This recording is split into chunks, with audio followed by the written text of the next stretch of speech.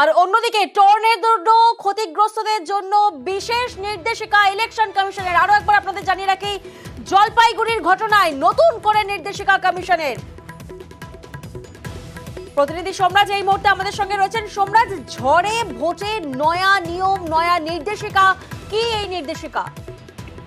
দেখো, যেটা কমিশন সূত্রে খবর, মূলত ভোটার বা আধার কার্ড সহ যে 10টি পরিচয়পত্র থাকতে হয় ভোট দেওয়ার জন্য, তার মধ্যে যদি কোনোটাই যদি না থাকে তাহলে বিএলওদের তরফ থেকে স্লিপ দেওয়া হবে। সেই স্লিপের মাধ্যমে ভোটাররা ভোট দিতে পারবেন। মূলত জলপাইগুড়ি যেসব অঞ্চল ক্ষতিগ্রস্ত হয়েছে সাম্প্রতিক সময় টর্নেডোর জন্য, এবং আলিপুরদুয়ারের একটি অংশও যে ক্ষতিগ্রস্ত হয়েছে, সেই ভোটারদের জন্যই এই নির্দেশিকা কার্যকর হবে। এবং যেটা কমিশন সূত্রে জানা যাচ্ছে যে মোট 10টি পরিচয়পত্রের মধ্যে যে কোনো একটি পরিচয়পত্র থাকলেই ভোট দেওয়া যায়।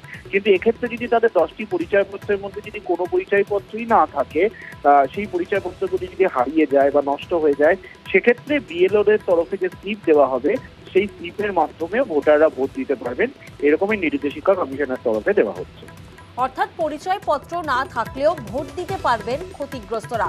ধন্যবাদ সোমরাজ।